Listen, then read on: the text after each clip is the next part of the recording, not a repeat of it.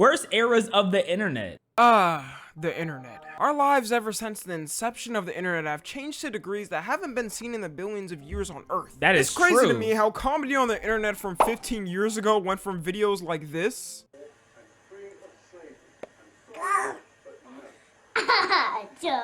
to videos like this now. Like what? That is so nasty. That is nasty. I'm not gonna lie. Like, it's amazing how fast life be changing, man. Life be changing, bro. Also, back then you had people like actually, you know, shooting people on YouTube. That was also comedy back then. Like, it's still comedy for some people now, but it's not as prevalent. I hope. What the f even happened between these years? Which is what gave me the idea to look back at these internet eras, because people don't realize how fast we move on in the internet. Let's first start off with one of the most universally hated eras on the internet. You honestly could have paid me any amount to go back and live in this time. I don't even think it would be worth it. And that is the Instagram clout era. Is that not, like, how is that not still now? Like, what makes that any different from right now? I'm confused. Every day living in this era brought me closer to just calling it quits altogether. The Instagram clout era was an internet era in time which pretty much consisted of this. People that were annoying as shit were being annoying as shit and becoming famous for being annoying. Okay, actually, I think I understand, considering that Whoa Vicky right here and Boom Gang. Yeah, Boom Gang, that was, he was nonsense.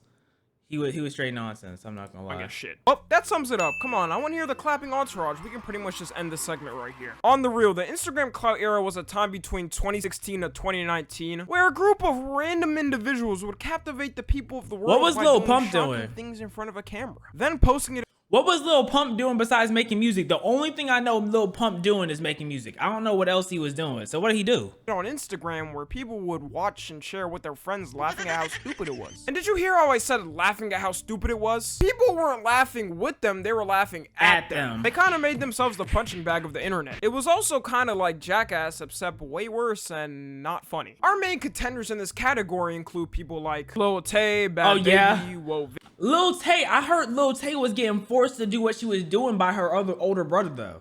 I don't think Lil Tay was doing that because she wanted to. I heard she was getting forced by somebody. Vicky, Boonk, Supreme Patty, Lil.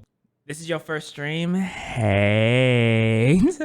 Pump, and others. And I like to say others because I don't even remember half the names of these motherfuckers anymore. There was a bunch of these people that would use their odd looks as a gag, and that's all they offered. And they would always end up in each other's videos for some reason. It was like this giant circle of clout demons siphoning from each other. The most annoying, I would say, out of all these people has got to be Boonk, Whoa Vicky, and Lil Pump. Boonk quite literally Boonk was definitely annoying. Whoa Vicky was definitely annoying. I don't know what Lil Pump was doing. I just know he got 1 billion views on a music video, and all he did was say, Gucci gang, my bitch love do cocaine. That's all I know. Got famous for going into stores and robbing them. I don't care what y'all say. To this day, there is no social media influencer who gave zero like he did. Like when he went into a Dunkin' Donuts store and just yanked the rack of donuts, which got him on the news. Or when he went into a store and recorded himself stealing a diamond watch. And last, when he recorded himself stealing a whole ass dog. She's so cute. She cute as. How much you want for it? 2? 2,000. That's reasonable. 2,000? 2,000. What type of dog this is? 2,000? Oh shit! Fuck this shit!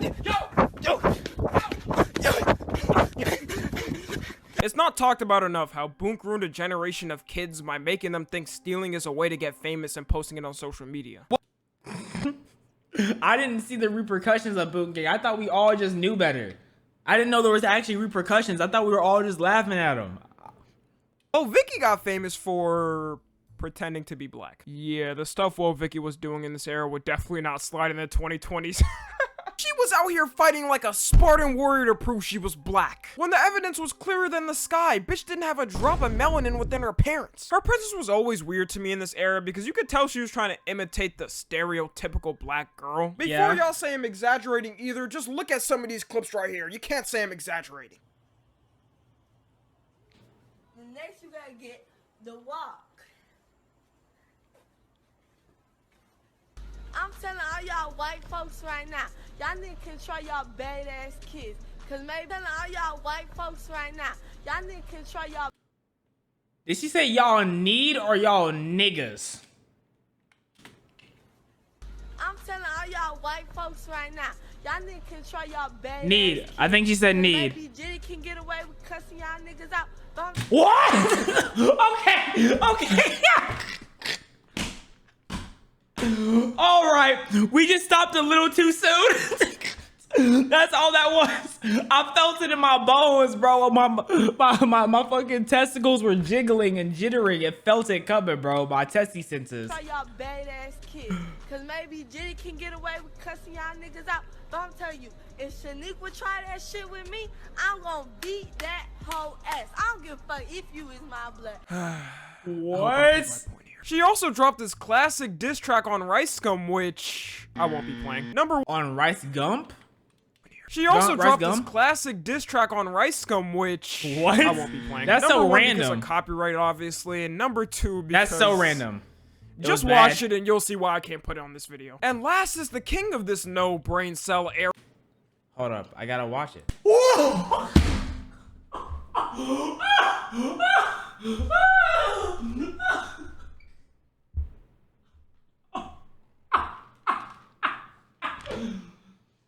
Oh my god.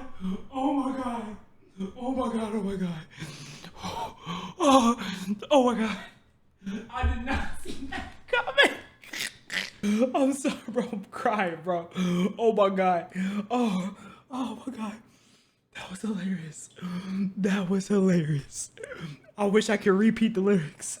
Era Lil Pump. I think Lil Pump was a true pioneer in all of the dog shittery that happened at the time. He really had all the new rappers coming into the industry questioning if they had to get face tats and colored dreads to make it. And to his credit, it happened for a while. There's a group of discarded SoundCloud rappers out there with permanent face tats I know they regret now. Yeah. But Lil Xan's doing good. His Instagram posts were also annoying. He's the one that inspired these kids to be obsessed with flexing, thinking their worth is nothing. We cannot say Lil Pump inspired the kids with flexing, bro. If you like, that's so unfair to say. That is so unfair to say, considering how rap is as a whole, bro. That is so unfair.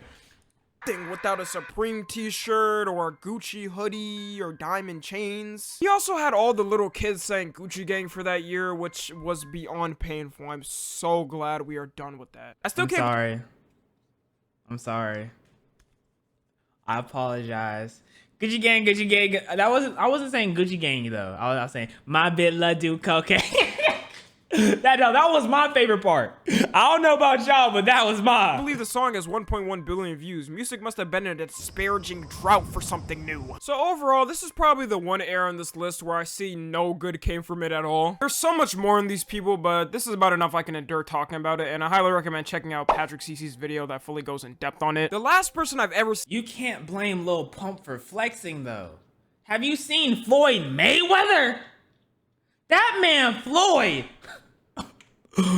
has a flexing addiction. Survived this is Drewski, but even then, I don't know if that really counts. He kind of came into that era when it was ending, and he's just a naturally funny guy. I can't really say the rest for whatever the these things are. Next, we got another era that is also linked to ruining a generation of kids, aka the 2016 YouTube edgy era. Is that what, like, now, I've Leafy talked in them? about this era many times on this channel, and there's no way I couldn't include it. But it's weird to me because I have a love and hate relationship with this era. The love side is that a lot of people, including me, grew up on this era and have some fond memories of this time. I've been personally inspired by creators from that time. I don't think I watched many of the creators that were considered quote unquote edgy to this day. Shit, even Jimmy Donaldson, aka Mr. Beast, was making edgy content at the time. Not only do black people not have rights in Roblox, but neither do women. Like, when did Roblox get so realistic?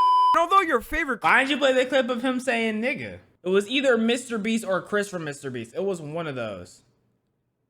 Oh yeah, he dropped the hard R on live. Yeah, Mr. Beast was live. He dropped the hard R. Yeah, I can't play that. Look like super amazing, family-friendly, ethical people who could never even hurt a fly. I believe that deep down inside them, there's a little of that era still lingering that they can't show or they'll get canceled and packed off platforms. I know for a fact a lot of the biggest YouTubers now were definitely watching back then. Then again, I don't even blame them because there's a reason I put it on this list. You had the most wildest, insane, out-of-pocket things getting consumed by the masses and having them think it's I just never normal. saw it. It was typical for a commentary channel in 2016 to 2018. Leafy is here. To bully random kids and have millions of people bully that kid together. Filthy Frank was dropping videos on how he wanted to smash Nickelodeon girls. IDubbbz making kids think it's normal to call Filthy Frank like an artist now? Like he sings or something? people every type of slur in the book in the name of comedy. You making kids think it's normal videos on how he wanted to smash Nickelodeon girls. IDubbbz making kids think it's normal to call people every type of slur in the book in the name of comedy. YouTube was truly in its finale for how far edginess could be pushed before they had to make a change. I wasn't joking when I say this ruined a generation of kids because I was a part of it. I swear I thought it was normal for people to call me certain names when it definitely was not because of this era. And of course my immature dumbass took some of the lingo straight out of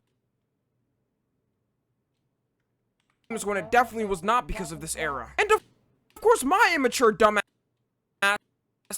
took some of the lingo straight out of these videos and ripped it out to people in game voice chats. This is my apology to those who had to witness. It honestly dawns on me now how normalized it was when you had the biggest creator on the platform just straight up drop the unedited, full, no context N-word bomb on a public live stream. I still don't know what was going through this man's head, but my only thought is the time period. It was just so casual for anyone to say that word and many others with zero consequences on YouTube. As a matter of fact, it was encouraged by their fans to say the words. Let's not forget about the most famous clip I've ever seen. Nick, you ain't funny. Which made it Shout out even worse. Pokimane. And now a majority of them have changed for the better, but this time will never be forgotten. I'm gonna be telling my grandkids stories of it like I'm a veteran who fought in Vietnam. I'm also seeing a lot more people nowadays saying they want the old Mr. Beast or old KSI or old IDubbbz or old PewDiePie, talking about I miss them back when they weren't scared and said what was on their mind. what, like when IDubbbz was dropping the full N-word bomb and saying that grape is good as a joke? The PewDiePie bridge incident? Any of Filthy Frank's old songs? That stuff slides right on when you're younger, but they're full grown-ass men now. You expect them to be making these type of jokes now? Nah, they're at the age where they need to start having kids before it's too late. Now, the next era I'm gonna talk about was one that was actually bullied by the 2016 YouTube era. The Musical.ly era. I think Musical.ly... Oh, Musical.ly. Oh, that was rough. I think that was a rough time for everyone who was alive. Yeah, it just. Oh yeah, this was rough. It was actually the first platform to have kids become truly famous for no reason. Before this, it was adult celebrities that this would happen to, like the Kardashians. But it never really happened to kids like that unless their parents were already famous or they were a famous actor. The main contenders in this category were Jacob Sartorius, Baby Ariel, Zola Verne, Malu Trevejo, Daniel Cohn, etc. Oh, Daniel Cohn. Oh my god. Oh yeah. Oh, yep. Their rise to fame was like no other, shedding their blood, sweat, and tears with countless hours spent crafting their work to perfection. Nah, I'm just f***ing with you, can you imagine? Musical.ly was the time where people would record themselves lip-syncing to songs and dancing. Unlike TikTok though, there was no coordination in 99% of these dances. Like, what is bro doing right here? What is happening? So it ended up being people just shaking the camera as a replacement. I'm so glad I wasn't on Musical.ly like that. I wasn't on my phone like that back there when all that was popping, bro. To be honest, man, I really completely missed out on Vine and stuff like that. But I didn't have the good, but I also didn't have the fucking bad. Like, and we ended up with some of the most atrocious content to ever hit social media platforms.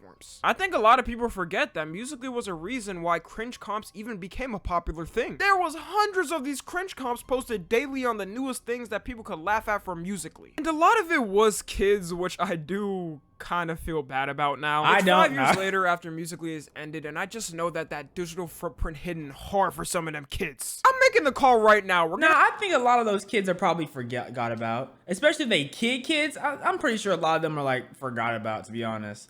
Nowadays you can't do that. Nowadays they're gonna bring that back up.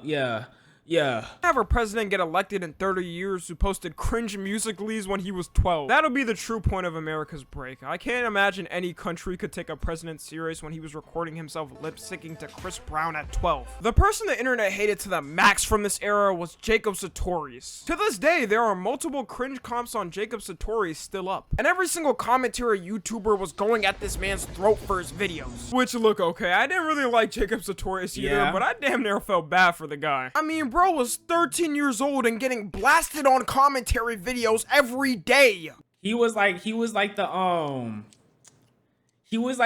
face of Musical.ly that everyone could bully that easily to get easy views. That's what that was. It was just like an easy target, so everyone targeted him. I have videos from when I was 13 on this channel, and just know y'all will never see them in the light of day. A lot of these Musical.ly stars also failed to transfer to TikTok, which is critical for staying alive in this attention internet world. It's almost kind of sad to look at it, like Jacob Sartorius having 11.5 million followers on Instagram and getting 10,000 likes per post just shows it. And we can now confirm Damn. the era of these pseudo stars is officially dead. But another era that links directly to this one took over the filth that Musical.ly stars left behind. The TikTok dance era. Now, I was deciding whether I wanted to include this or not because it What matches. is I wasn't on Musical.ly, but what was worse, TikTok or Musical.ly? From the looks of it, from what I've heard, it sounds like Musical.ly is a lot worse.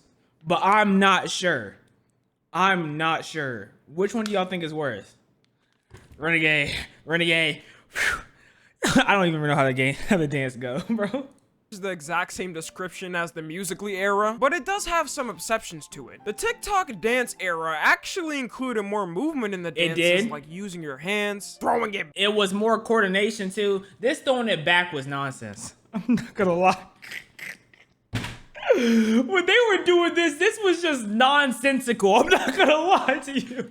Back. And really just any part of your body that can make a movement. The main contenders here were Charlie and Dixie D'Amelio, Addison Rae, Bryce Hall, Josh Richards, the Lopez brothers, etc. And just like the Musical.ly era, it was a group of teens and young adults making videos together which included dancing, lip syncing, and viral sounds. I personally think it was more popular than the Musical.ly era because they capitalized on drama It was more 10 popular. times more. It was more popular, and they're richer than everyone in the Musical.ly era. Isn't it crazy how they got rich for just doing 15-second dances?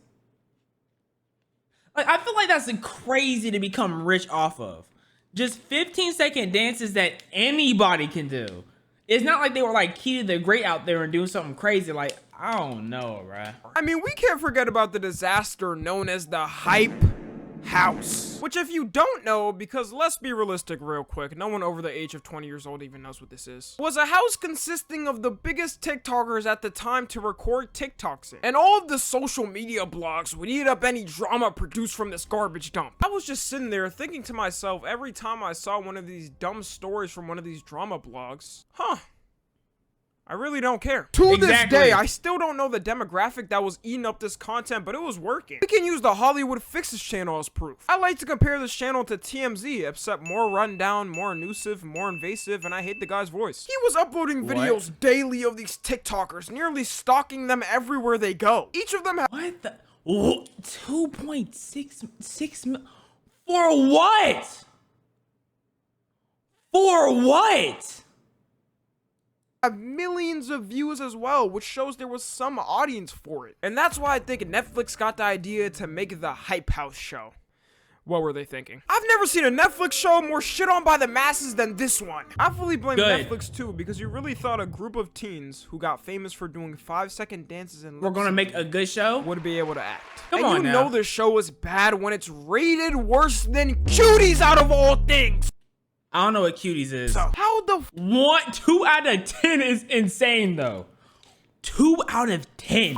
that even possible? You can't recover from a wound like this. Just bleed out at that point. This era is pretty much dried up now, and the last time I've even heard of one of these people was when Charlie D'Amelio got passed by Kabi Lame to become the most followed TikToker. Next is a shorter era, but I just want to cover it a little. Kabi Lame's blow up is crazy too. The man didn't have to say a word.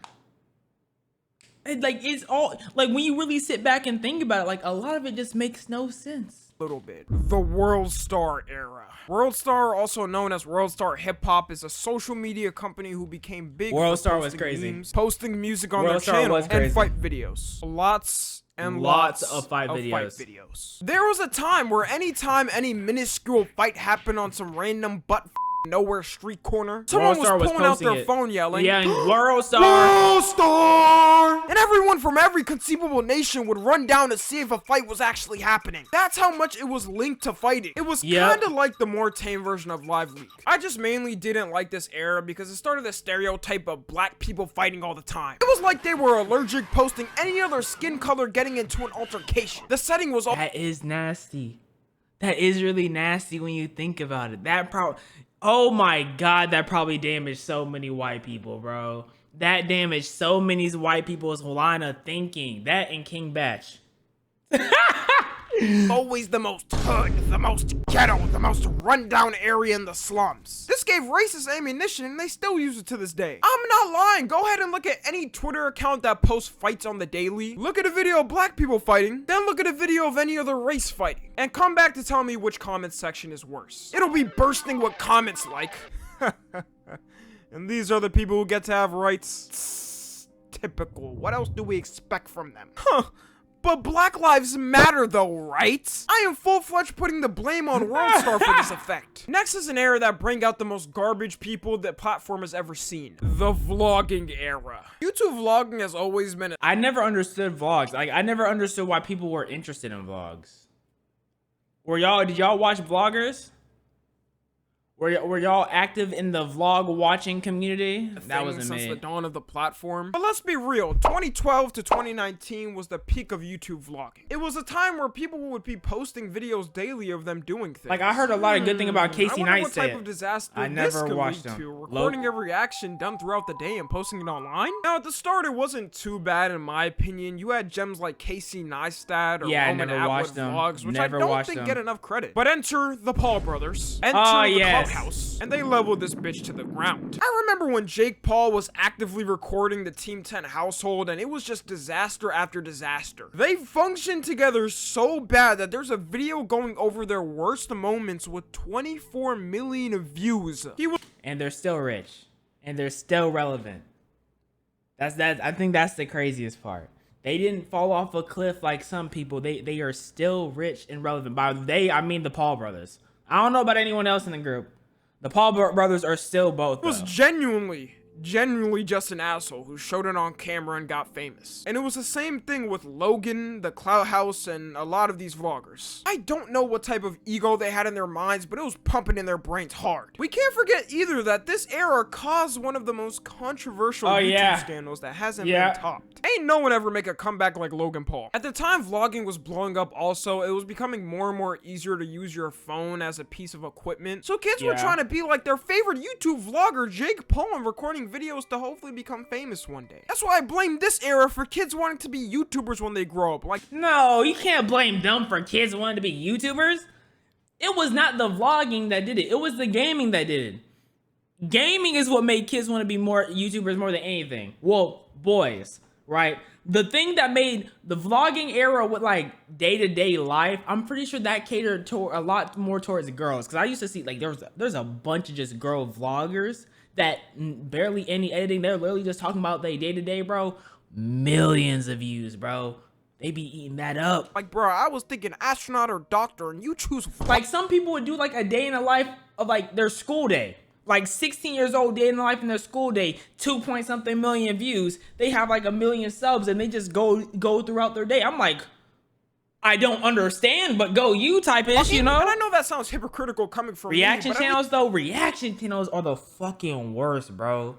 Oh my god, it's like, cause the lack of effort that goes into reaction channels is ridiculous. I can't stand them. Just when I was younger, I wanted to be an astronaut and I failed, so you. Next is an era that made many rich and a lot more poor. NFT/crypto era. There was a certain time not too long ago where crypto and NFTs were on the rise. First, it was crypto, with every coin out of nowhere 10xing, giving the worst Walker, aren't you a reaction channel? Name one time I reacted to anything, bro. Never, bro. Get off my dick. People out there money. Then it was NFTs that followed after, which gave another group of horrible people out there unlimited cash to spend. When this first started happening, and then all those NFT billionaires are getting whacked off.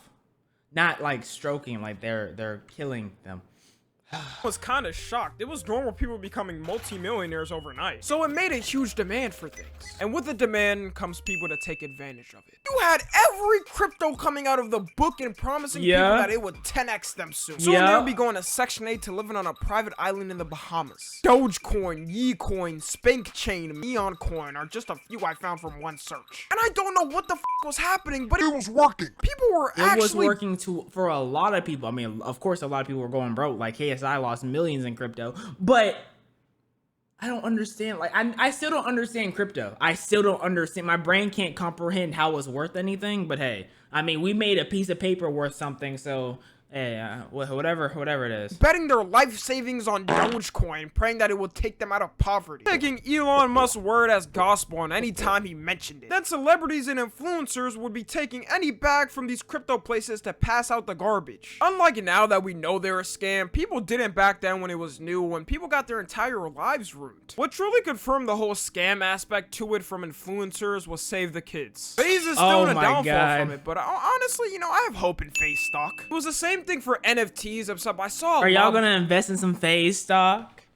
Are y'all gonna invest in some FaZe? More mainstream celebs trying to promote it. For some reason, a lot of celebrities love the Bored Ape, which I can't help but to feel happy about. No matter how much richer they are than you or more famous than you, at least you didn't buy a Bored Ape for $500,000. Them bitches are worth a solid 2 tin cans and a butt now. I used to think celebrities were smart when I was younger, and this time period just proved to me how much I was lied to as a child. There were also hundreds of influencers and celebrities coming out with their own NFT Snoop Dogg just be everywhere, I've never seen bro. one of these succeed for the people that bought them, so. But I feel like NFTs were more obviously stupid to the public because you're just buying a picture that anyone can screenshot. Even the dumbest of the public question the validity. I never understood it because like the thought process behind it made no sense. And people would try to market it, and the more they tried to market, the more you'd sit there and think, and you're like, wow, this is stupid as fuck. Like, I don't. That's saying, yo, this is kind of dumb. The crypto coins, though, people definitely fell for it more because it seemed like an actual investment, and that's just kind of sad to think about. And this last era I'm gonna talk about is one we're actually still in right now: the Matrix. Now,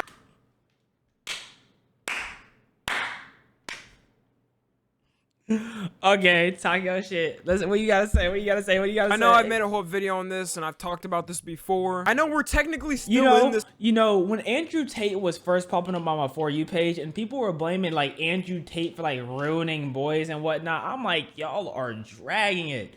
This is one man, bro. He does not have that much power. I was wrong.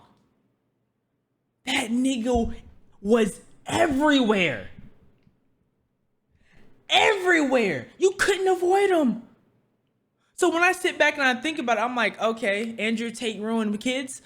I could understand to a certain extent, because in fact, let me see what is his name? How many views does his name have on TikTok? Because you know all the kids love TikTok. His name is banned. I didn't know that. I didn't know that, bro. I know at one point he had at least 5 billion to his name. This was months ago. At one point that man had 5 billion to his name.